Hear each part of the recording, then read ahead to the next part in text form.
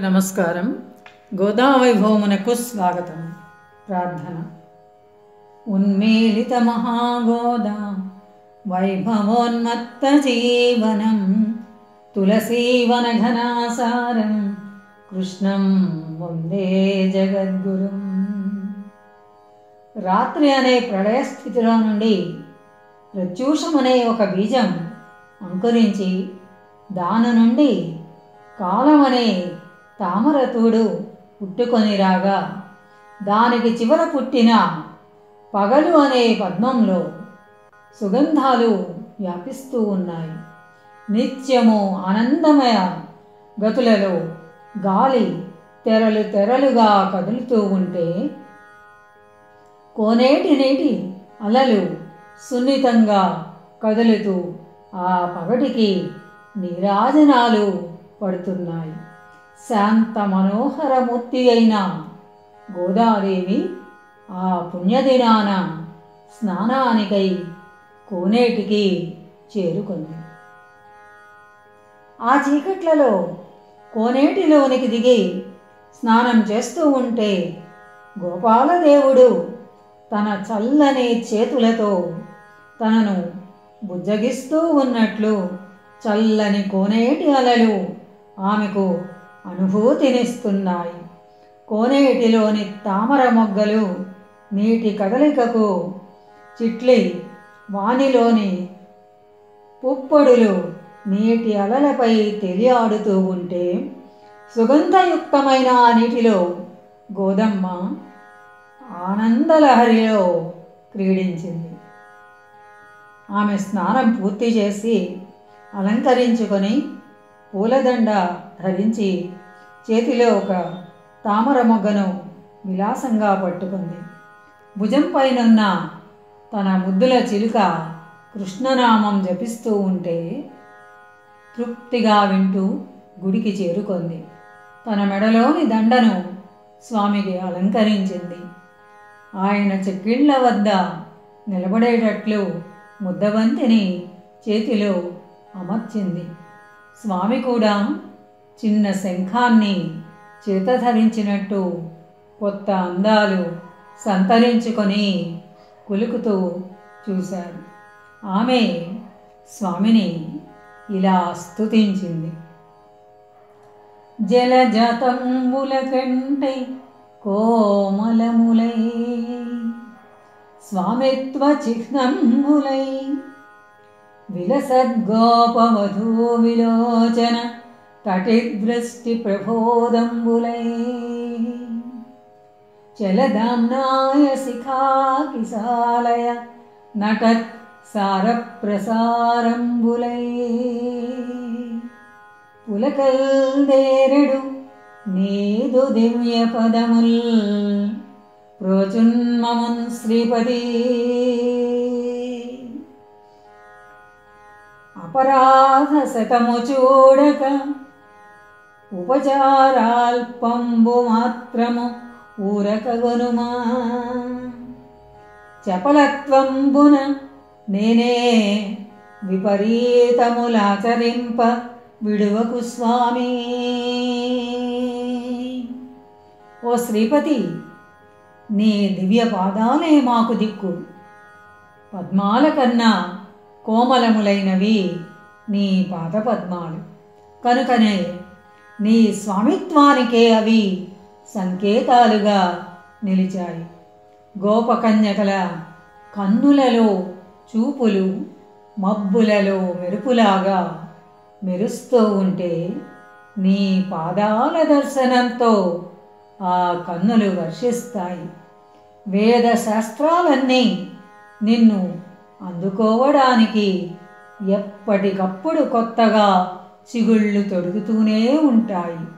అయినా నీ పాదపద్మాలు వానికి అంది అందనట్లు నాట్యమాడుతూ ఉంటే అప్పుడప్పుడు ఆ చిగుళ్లను తాకి పులకరిస్తూ ఉంటాయి. ఆ పాదపద్మాలే మాకు మమ్ము రక్షించుగాక, మాకు అవి ఏ దిక్కు సుమా. వేద వృక్షాలకు తొడిగిన ఎర్రని చిగుళ్ళ వంటివి నీ పాదాలు. ఆనందమనే చంద్రుని కళలు నీ పాదాల గోళ్ళుగా వెలుగుతున్నాయి. చిదిమితే పాలు కారేటంత సుకుమారమైనది నీ ముఖం. అటువంటి నిన్నే స్మరిస్తున్నాను ప్రభు. నేను నిన్ను స్మరిస్తూ ఉన్నప్పుడు నీ మనస్సును ఏమైనా నొప్పిస్తున్నానేమో. నీ చిన్నారి పాదాలు నా మొరటు భావాలపై చిందులు వేస్తూ కందిపోతున్నాయా? నీ చిరునవ్వులు నా గరుకైన కన్నులలో చిక్కి ఇరుకున పడ్డాయా? నా కఠిన హృదయం పైన ప్రసరించిన నీ మురిపాలు నిరసించిపోయినాయేమో. నాకేమీ తెలియదు. నేను 100 అపచారాలు చేసినా మన్నించి నేను చేసిన చిన్న చిన్న సేవలు స్వీకరించు స్వామి. చపల బుద్ధితో నేనేదైనా తెలివి తక్కువ పనులు చేస్తానేమో. మన్నించు, నన్ను మాత్రం విడువకు స్వామి.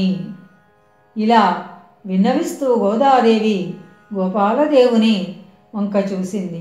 గోదవంక చూసిన స్వామి హృదయంలో ఆమె ఎడల కరుణరసం ఉద్భవించింది. ఆయన కన్నులు చెమ్మగిల్లాయి. స్వామి కన్నీటిని చూసిన గోద తల్లడిల్లిపోయింది. స్వామి, నా మాటలలో ఏమైనా తప్పు ఉన్నదా? ఉంటే నన్ను క్షమించు. తెలివి తక్కువ దానను నిన్ను స్తుతించబోయి నొప్పించానా ఏమిటి? స్వామి క్షమించు. ఇలా ఆమె బాధపడుతూ ఆయనకు విన్నపాలు చేస్తూ ఉంటే ఆమె కన్నులు నీటితో నిండిపోయాయి. తన కన్నీటిని స్వామి చూడరాదనుకొని గిరుక్కున వెనుతిరిగి వెళ్ళిపోయింది. బరువైన గుండెలతో ఇంటికి పరిగెత్తిన గోదలు ఎన్నో భావాలు కలయ తిరిగాయి. ప్రతి భావంలోనూ స్వామియే తాండవించాడు. గోద గదిలోని చిలుక కూడా కృష్ణనామం జపమే చేసింది. రామచిలుక అంటారు కానీ ఇది రామనామం కాక కృష్ణనామాన్నే జపిస్తోంది. ఇది రామచిలుక కాదు, కృష్ణచిలుకే అని మెచ్చుకొని గోదమ్మ ప్రేమతో మంచి మంచి పండ్లు తినిపించింది. ఈనాటి రాత్రి కూడా స్వప్నంలో స్వామి దర్శనమియ్యరాదా అని గోద అనుకుంటూ ఉండగానే నిద్రపొర ఆమెను ఆవరించింది. ఆ నిద్రలో ఒక స్వప్నం కనిపించింది. ఆకాశము భూమి కలిసిన చోటు ఎవ్వరూ కనబడడం లేదు. దూరాన ఒక బంగారు ముమ్మల రథం కనిపించింది. ఆ రథాన్ని లాగుతూ 5 గుర్రాలు కనిపించాయి. పాల సముద్రపు కెరటాల వలె చిందులు తొక్కుతూ ఉన్న ఆ తెల్ల గుర్రాల రథాన్ని దూరాన నిలిపి దానిలో నుండి స్వామి దిగి వచ్చాడు. ఒక పెద్ద వెన్నముద్దను పెదవులకు అంటించినట్లు తెల్లని శంఖాన్ని ఎడమ చేతిలో ధరించి శంఖనాదం చేస్తూ ఉన్నాడు స్వామి. స్వామి కుడి చేతిలో ఉన్న చెర్నాకోల చూచి గోద భయంతో చేతులు జోడించింది. ఏదో విన్నవించబోతూ ఆయన కన్నులలో పదునైన చూపు గమనించింది. భయంతో మాటలు మృంగివేసి నిలబడిపోయింది. అప్పుడు ఆమెతో స్వామి ఇలా అంటున్నారు. స్వామి ఈ రీతి వచించెనామె తోడ సర్వజీవులు నా నుండి సాగివచ్చు. సర్వభావములకు నిరసాక్షి ధర్మమైన నేను మీలోన దాగి ఉంటి.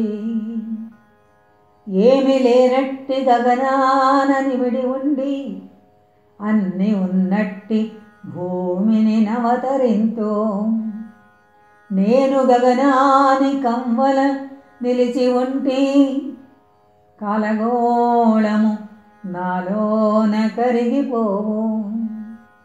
నీవు నా నుండి జనించినావుగాన, నా కొరకె నీవు తపించినావు సుమ్ము.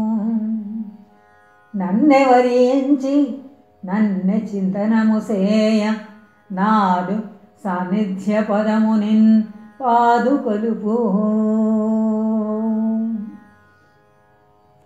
సర్వజీవులు కూడా నా నుండి దిగి వస్తున్నారు. సర్వజీవులలో పుట్టే సర్వభావాలను నేను సాక్షిగా గమనిస్తూ ఉంటాను. నేను మీలో ధర్మతత్వమై దాగి ఉన్నాను. ఏమీ లేనట్లుగా కనిపిస్తున్న ఆకాశంలో నేను నిండి ఉన్నాను. దానిలో నుండి అన్నీ ఉన్నట్టుగా కనిపించే భూమిపైకి దిగి వస్తూ ఉంటాను. ఆకాశంలోనే నిండి ఉన్న నేను ఆకాశానికి అతీతంగా కూడా నిలబడి ఉన్నాను. గోళ స్వరూపమైన కాలము నాలో కరిగిపోతూ ఉంటుంది. నీవు నాలో నుండి పుట్టినదాను కనుక నా కోసమే నీవు తపిస్తున్నావు. నన్నే వరించి నన్నే భావన చేస్తూ ఉంటే నా సాన్నిధ్యమే నిన్ను నిశ్చలంగా నిలబెడుతుంది. ఇంత స్పష్టంగా స్వామి వివరించిన దీనిలో మార్మికత అంటే మిస్టరీ దాగి ఉంది. నేను అంటే ఎవరికి తోచిన అర్థం వారు చెప్పుకుంటారు. బోధ కూడా తనకిష్టమైన అర్థాన్నే స్వీకరించింది. ఎవరికి వారు తమ ఇష్టానికి అనుగుణంగా అర్థం చేసుకోవడం మానివేసి స్వామికి ఇష్టమైన పద్ధతిలో అర్థం చేసుకోవడం నేర్చుకోవాలి. దీనిని హెచ్చరించడానికే ధర్మమై నేను మీలో దాగి ఉన్నాను అని హెచ్చరించారు శ్రీకృష్ణుల వారు. ధ్యానం పేరుతో నా కోసం వ్యామోహపడడం, నన్ను చూడకపోతే దిగులవుతుందని నయగారాలు పోవడం, రాత్రింబవళ్ళు నా పేరే అదే పనిగా జపించడం, ఇలా 1000 విధాలుగా ప్రయత్నించడం వెర్రితనమే. శరీరాన్ని, మనస్సును, బుద్ధిని, మమకారాన్ని కూడా వదిలిపెట్టి ఏ మర్మము లేకుండా వీటన్నిటినీ నాకే సమర్పించగలగాలి. అప్పుడు నీ భారాన్నంతటినీ నేనే వహిస్తాను. నీకు హితమైన ఏదో దానిని నేను నిర్ణయించి దాన్ని సృష్టించి నిన్ను నాలో నిలుపుకుంటాను. మనసుకు నచ్చిన కోరిక నీవే నిర్ణయించుకొని నన్ను కోరరాదు సుమా. ఇది చక్కగా గుర్తుంచుకో. నీ జీవితాన్ని నాలో నిలుపుకోవడం మంచిది. అది సాధ్యమైన నాడు నీ కథయే నా కథగా, నా కథయే నీ కథగా ఉంటుంది. గోదా, ధర్మం అంటే ఏమి అనుకుంటున్నావు? నా సంకల్పం వెనుక దాగి ఉన్న రహస్యమే ధర్మమని గ్రహించు. ఎంత మంచి విషయమైనా నీవు కోరిన వెంటనే అది వ్యామోహమై నిలబడుతుంది. అది నీ మార్గానికి అడ్డుపడుతుంది. ధర్మ మార్గం అవలంబించాలంటే నీ సర్వస్వాన్ని నాకు సమర్పణ చేసుకోవలసి ఉంటుంది. నీవు అనే భావము, నేను అనే భావము కలిసి నేను అనే భావంగా రూపొందాలి. నీవు నాలో నిలబడి ఉంటే నేను నీలో నిలబడి ఉంటాను. అప్పుడు మాత్రమే నన్ను ప్రేమించి వరించే దివ్యస్థితిని పొందగలుగుతావు. మరో మార్గము లేనే లేదు సుమా. నాయందు నివసించడం అభ్యాసం చేసుకో. అప్పుడు కానీ నా అందమంటే ఏమిటో నీకు తెలియదు. నా పాదాలను వదలక నమ్మి సేవించుకో. నా ఆనందమే నీ ఆనందమవుతుంది. నన్ను విడువకు సుమే. ఏదో ఒక్కసారి ఇటురా అని చేయి చాచి స్వామి చేతులలో గోదను ఎత్తుకొని తన వక్షానికి హత్తుకొన్నాడు. ఆ కౌగిలింతలోని అనుభూతి భరించలేనంత ఆనందమయంగా ఉండడంతో గోదాదేవి గభాలున మెలకువలోనికి వచ్చి గగ్గోలు పడిపోయింది. ఆమెకు మెలకువ వచ్చేసరికి వేకువజాము అయ్యింది.